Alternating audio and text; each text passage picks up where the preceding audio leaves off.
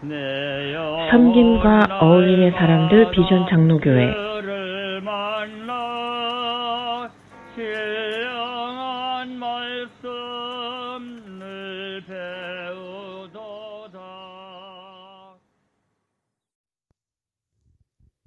성도 여러분, 평안한 밤을 보내셨습니까? 오늘도 주님의 은혜가 여러분의 하루에 가득하시기를 바랍니다. 여러분과 만나는 사람이 복을 받고 여러분의 하시는 일이 주님의 축복이 함께하는 귀한 일 되시기를 바랍니다. 기도드리겠습니다. 하나님 감사합니다. 우리에게 새 아침을 열어주셨습니다. 하나님, 주님께서 인도하여 주시옵소서. 새 것으로 쓸 수 있게 해주시옵소서. 주님께서 주시는 새날을 헌 마음으로, 헌 생각으로, 헌 감정으로 살아가지 않도록 성령께서 우리를 인도해 주시옵소서. 말씀을 읽을 때에 내 입술과 내 귀가 하나님 앞에 겸손하여질 수 있도록 인도하여 주옵소서. 예수님의 이름으로 기도를 드립니다. 아멘. 네, 이제 마태복음 21장으로 본문이 이제 전환이 됩니다. 예수님께서 나귀를 타고 입성하시는 장면이 나옵니다. 오늘은 21장 1절에서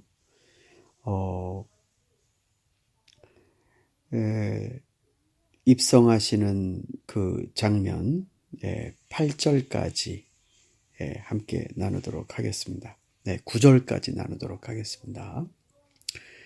예수와 그 제자들이 예루살렘에 가까이 이르러 올리브산에 있는 벳바게 마을에 들어섰다. 그때 예수께서 두 제자를 보내시며 그들에게 말씀하셨다. 맞은편 마을로 가거라. 가서 보면 나귀 한 마리가 매여 있고 그 곁에 새끼가 있을 것이다. 풀어서 나에게로 끌고 오너라. 누가 너희에게 무슨 말을 하거든 주님께서 쓰려고 하십니다 하고 말하여라. 그리하면 곧 내어줄 것이다. 이것은 예언자를 시켜서 하신 말씀을 이루시려는 것이었다. 시온의 딸에게 말하여라. 보아라, 내 임금이 내게로 오신다. 그는 온유하시어 나귀를 타셨으니 어린 나귀 곧 멍에 매는 짐승의 새끼다. 제자들이 가서 예수께서 지시하신 대로 어미 나귀와 새끼 나귀를 끌어다가 그 위에 겉옷을 얹으니 예수께서 올라타셨다. 큰 무리가 자기들의 겉옷을 길에다 폈으며 다른 사람은 나뭇가지를 꺾어다가 길에 깔았다. 그리고 앞에 서서 가는 무리와 뒤따라오는 무리가 외쳤다. 호산나, 다윗의 자손께 복되시다. 주님의 이름으로 오시는 분, 더없이 높은 곳에서 호산나. 주님께서 나귀를 타시고 드디어 예루살렘으로 입성하실 때 보였던 또 무리들의 반응까지의 내용을 우리가 읽어보았습니다. 어떤 방식으로 준비가 되었는지 성경이 자세히는 설명하고 있지 않지만 예수님이 쓰실 어린 나귀가 준비가 되어 있습니다. 이것에 관해서는 제자들이 전혀 모르고 있었던 사실입니다. 그런데 성경이 이미 예수님의 그러한 이 나귀를 타고 입성하시는 모습에 대해 예언자의 말씀, 그러니까 예언자를 시켜서 하신 말씀이 이루어지는 것이다라고 마태복음 기자는 설명을 하고 있습니다. 특별히 여기를 보면 스가랴서 9장 9절 말씀을 통해 시온의 딸에게 말하여라. 보아라, 내 임금이 내게로 오신다. 그는 온유하시어 나귀를 타셨으니 어린 나귀 곧 멍에 매는 짐승의 새끼다. 이 말씀을 이루시려는 것이다 라고 쓰고 있습니다. 그러니까 주님께서 쓰시려고 하면은 내어드린다 라는 방식으로 이해되기보다는 여기서는 스가랴 선지자의 예언이 적중하는 것으로 본문은 그렇게 이해하고 있습니다. 근데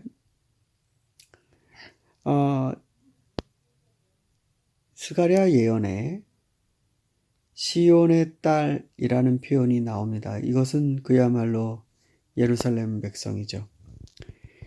예루살렘 사람들, 즉 유대 사람들, 또 하나님의 백성들, 그 백성들은 왕을 상실합니다. 그 왕이 하나님의 말씀에서 벗어났고 이방 민족에 의해서 그 운명이 끝장나는 것을 백성들은 참혹하게 지켜보았습니다.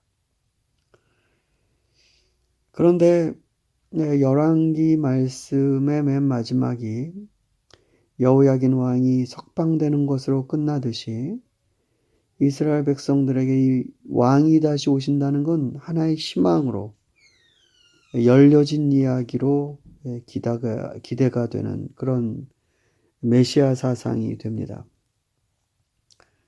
스가랴 본문도 마찬가지입니다. 내 임금이 오신다. 내 임금이 오신다. 백성들이 얼마나 큰 위로를 받겠습니까? 그런데 나귀를 타고 오십니다.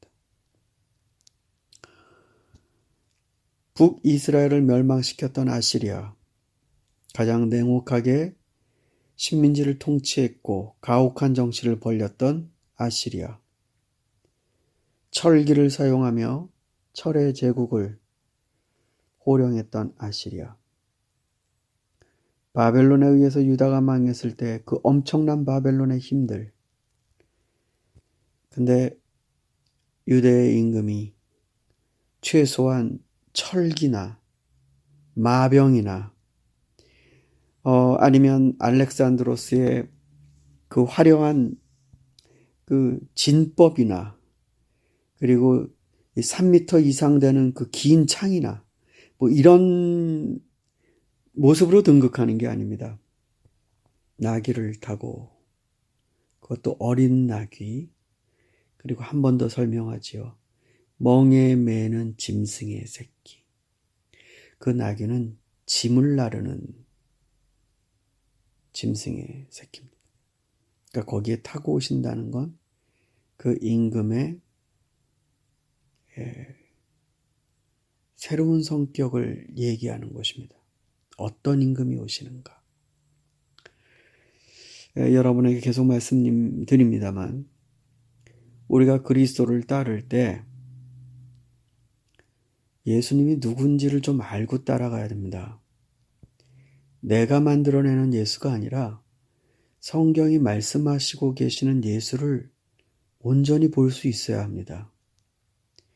왕이신데 어떤 왕이신지, 이게 우리를 혼란스럽게 만드는 겁니다. 아니, 이 당시에 제자들을 비롯한 많은 신자들이 이런 이미지상에서 혼란을 느낍니다. 임금인데 섬긴다. 임금인데 밥상에 앉지 않고 시중을 든다. 임금인데 나귀를 탄다. 임금인데 고난을 받는다. 이런 것들이 정리되지 않은 그림들입니다. 그러나 정확하게 그것이 그리스도께서 이루시려는 나라의 실체입니다. 으뜸인 자가 백성을 위해 낮아지는, 이것이 바로 천국입니다. 으뜸이 되어야 합니다. 섬기기 위해. 나에게 풍성함이 있어야 합니다. 나누기 위해. 내 생명은 건강해야 합니다. 다른 이에게 주기 위해. 이것이 바로 천국입니다.